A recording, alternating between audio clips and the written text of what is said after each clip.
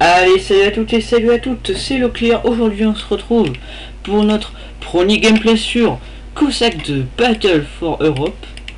Donc je vous avais dit que je ferais des gameplays, une conquête de l'Europe aussi, donc je vais la faire, hein, mais avant de vous faire la conquête de l'Europe, j'aimerais un petit peu vous présenter comment marche un petit peu Cossack 2 Battle for Europe.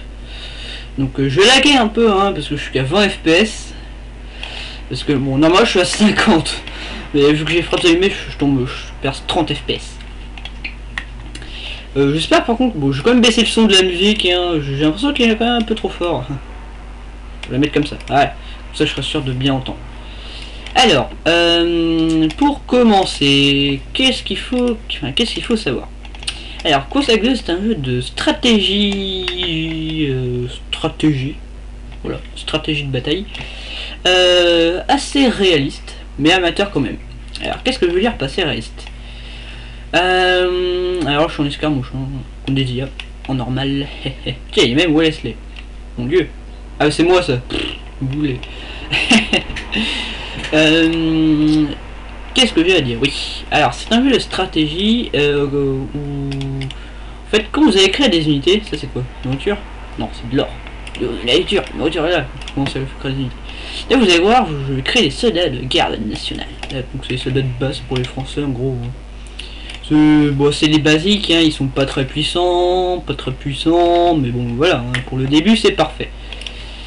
Où est-ce que je vais le construire? Je vais le construire là. Pour le début c'est parfait donc. Que dire d'autre? Oui. Je me perds un peu, donc je vais vous présenter un petit peu rapidement quand j'aurai une escouade déjà. Donc comme on peut voir là je suis en escarmouche. En escarmouche comment ça se passe? Donc on commence directement avec 10 villageois. 10 paysans pardon. La première chose à faire c'est construire un hôtel de ville. Parce que si vous construisez pas ce bâtiment là vous pourrez en construire aucun autre. Donc vous êtes obligé de le construire, hein. Ou là vous faites un rush avec les paysans, sachant que les paysans ne peuvent attaquer. On va créer, on peut en avoir de trop, hein. Voilà. Donc là ouais je vais avoir 101 soldats. Hop, allez, voilà, je me suis créé une escouade. Donc, pour commencer, je vais peut-être finir avant, voilà, on va construire une académie, tic, voilà, on va construire une académie, faut que tu donnes 50 coups de marteau et t'es à toi tout seul. Alors, comment ça se passe? Donc je vous montre un petit peu là où on est visible, voilà. Alors, déjà la formation, ah, il a construit un hasard, pardon. Est-ce qu'il part pour écouter automatiquement? 5, oula 7, ouais prends du bois là.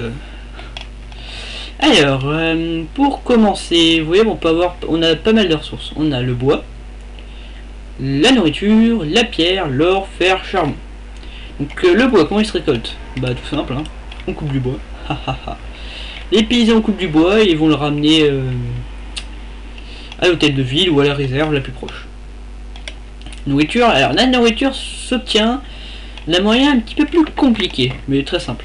Vous voyez là ces petits villages, et ben en fait ces petits villages vont récolter de la nourriture et ils vont, grâce à ces chevals de bas, comme ils appellent ça, vont transporter les ressources jusqu'à votre hôtel de ville. Sachant que, bon ça je suis pas sûr, mais je suis pas sûr que ça marche pour... Enfin je suis pas sûr qu'ils amènent ça directement aux réserves aussi. Sinon ce serait un peu cheaté que vous mettez des réserves à chaque fois à côté en fait. Donc vous voyez là, si on clique sur le moulin, voilà, enfin sur le village, hein. Enfin, c'est quand même un drôle de village, hein. On peut voir qu'il y a 15 ouvriers qui travaillent, donc on peut augmenter, mais ça coûte des ressources. Donc je vais augmenter parce que la nourriture c'est quand même important. L'or, or qui s'obtient pareil grâce à un village, là on peut voir qu'il n'y a déjà que 7 ouvriers, déjà moins. Fer pareil, fer c'est celui-là, le fer c'est le thé, et donc la nourriture c'est le moulin, caisse, fer c'est le thé et le charbon c'est les deux triangles. Donc charbon 10 et fer 10 aussi je crois. Ah non 15 comme la nourriture. Voilà. Là c'est ressources, ça c'est la pop population qu'on augmente en construisant des maisons. Ensuite de quoi je peux vous parler? Bah, de l'infanterie pour l'instant, on va pas parler déjà de ça. Donc là, pour voir que je suis avec les Français. Hein. Donc, déjà pour l'infanterie, il y a 3 modes de formation.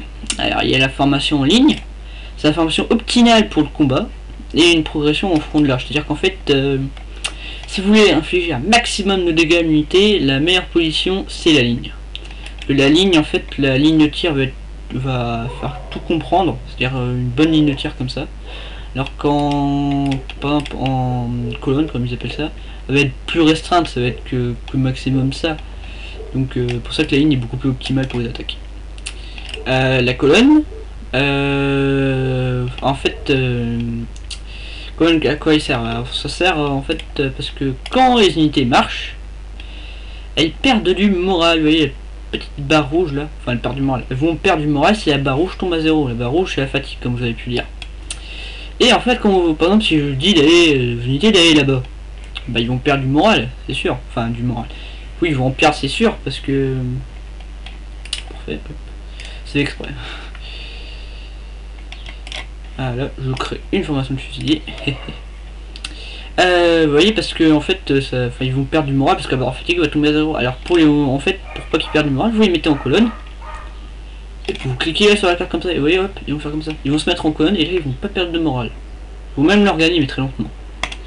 Donc voilà, ça c'est la formation colonne à quoi ça sert, et c'est la formation. Aïe. Faut que je parle plus lentement.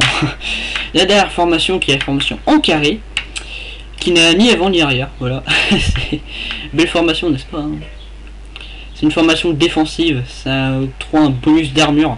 Donc c'est pendant que vous avez mes deux formations là contre je sais pas 3-4 formations 3-4 formations ennemies, bah vous les mettez en carré et c'est un bonus d'armure. Là vous voyez ils ont 0 d'armure.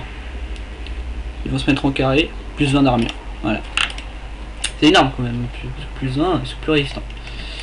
Ensuite, on a différents modes, donc je leur dirai là-bas. Là-bas putain. Je garde les fusillés. Ensuite, vous avez deux modes de combat. Le corps à corps. Donc, ceux-là vont se battre au corps à corps. Hein. Sachant que si vous dites d'aller trop loin, par exemple, vous voyez le petite zone rouge. Par exemple, la zone rouge, je vais dire stop. Zone rouge, je dis stop. Voilà. Putain, ils perdent déjà du moral, vous voyez, 61. Mais là, il leur gagne. Vous voyez, zone rouge, elle va jusque là. Si je leur dis d'aller là, ils vont enlever le mode. Donc, ils vont attaquer au corps à corps automatiquement si ennemi assez proche. Oula, ennemi repéré. Déjà, attention, une formation ennemie qui sont du Rhin. Donc là, c'est mousquetaire, formation de base. On va pouvoir déjà voir un petit peu le combat, c'est parfait. Je vais pouvoir vous expliquer un petit peu comment ça marche. Donc, vous voyez la meilleure façon de faire pour l'instant. J'ai une petite baisse de FPS. Que il charge et boulet. Enfin, en même temps, c'est une IA normale, donc elle est pas très intelligente. Hein. Ouf. Plus j'ai suivi de perdre, j'ai l'impression. Oui, aïe, aïe, aïe, aïe, aïe. Ça, c'est vraiment pas bon, vous voyez. J'ai tiré trop tôt, en même temps, il tirait aussi. Ah, voilà, c'est bon, il recule. Quand il recule, vous lui faites ça, voilà. Pff, mince, pff, le boulet. Crée tellement, j'ai oublié. Bon, bah. Au boulot hein, au boulot. Et les derniers 5, parfait.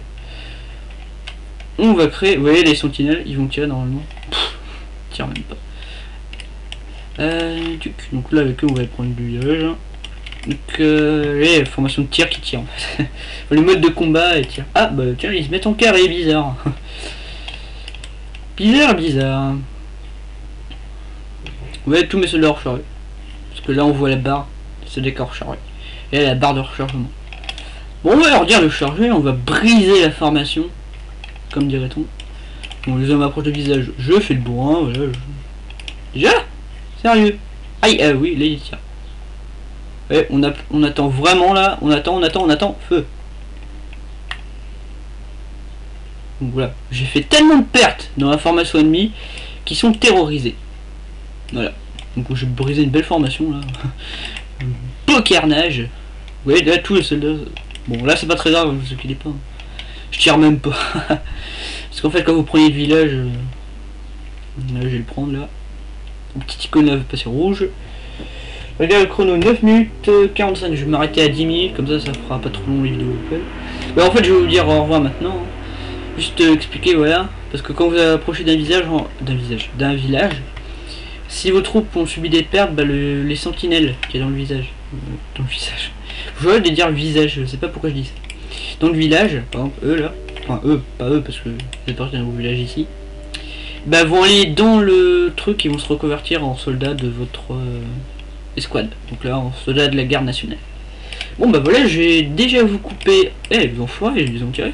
Non. J'ai vous coupé là hein, pour la première partie. Je vais couper et je vais reprendre juste après. Hein. Bon, j'ai pas débloqué 15 minutes parce que je vais pas en faire plus de 15 minutes pour l'instant. Donc bon, je vois pas trop l'intérêt. Bah, je vous dis à tout de suite pour la deuxième partie.